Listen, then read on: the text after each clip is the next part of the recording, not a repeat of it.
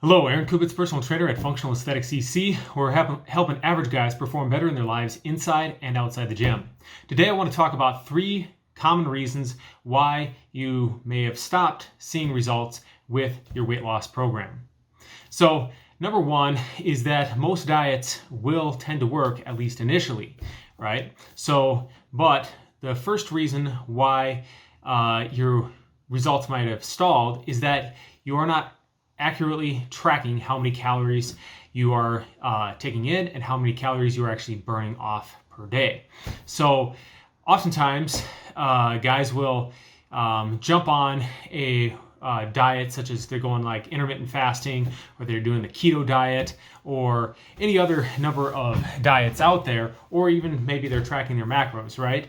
But they are not actually tracking their calories or anything like that. Okay, and there's a bunch of different calorie calculators out there that you can use, although I don't tend to actually like using those because I don't feel they're typically that accurate for determining your calories. The best way to actually determine what your calories actually are is to just take a week or two and track everything that you eat every single day, and then average that out, and that'll give you what your basal metabolic rate actually is versus what a calculator will arbitrarily say what the average of most people at your weight and your activity level should be. So that's actually a more accurate way to do it. Okay, now once you've done that, oftentimes, going back to that example before, if somebody's doing the keto diet, they will initially see a lot of weight loss. Maybe you lose 5 to 10 pounds right in that first week or two, and you think, okay, it's working, and then it stalls out, and then it stops working so well anymore. Well, one of the number 1 reasons for that is that calories still matter, whether you're eating low fat, high fat, any other thing like that, right?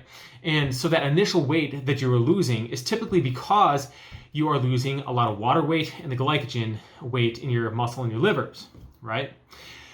So you're going to lose that weight, but then once your body actually gets into ketosis and actually adapts and starts burning fat for fuel, if you're eating too much calories in your diet, even if they're fat, right? All this bacon and cheese and all that other stuff, right?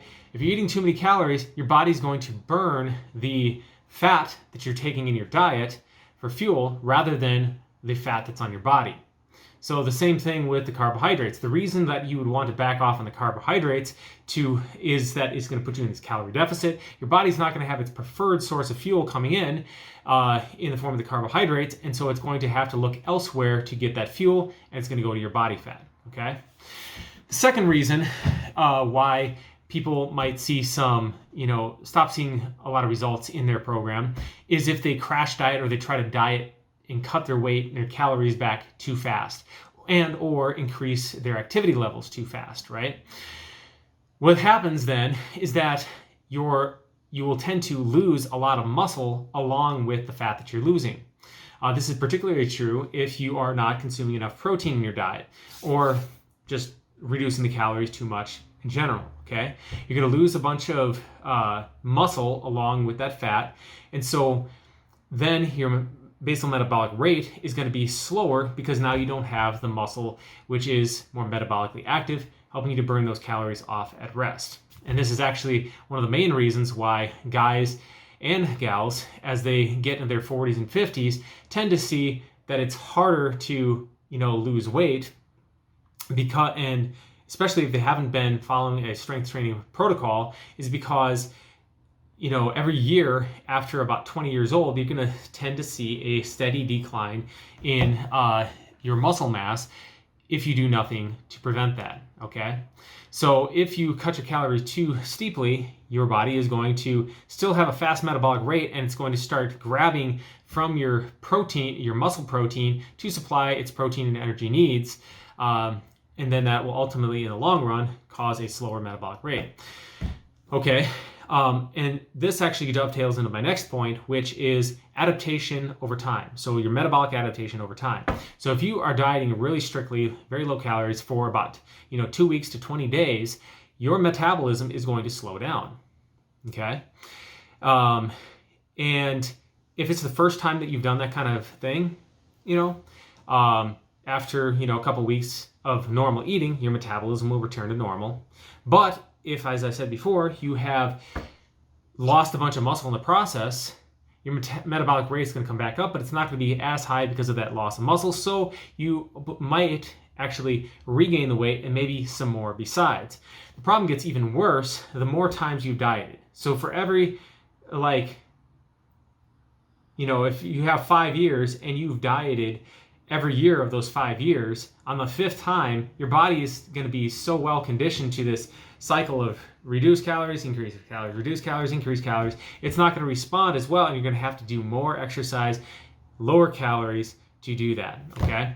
And this is why in my programs, I actually create a program where instead of trying to focus on the weight loss right away, we focus on improving the quality of your nutrition, increasing your lean muscle mass, and various other things to make it so that you're losing weight in a sustainable manner rather than having to continually exercise more, eat less, exercise more, eat less, until that you get to a point where you have to eat every other day. I actually worked with a retired Navy guy back in my 20s who said that he would run 10 miles a day back, before he quit exercising altogether because it just got way too difficult, but he'd run 10 miles a day and he'd eat every other day.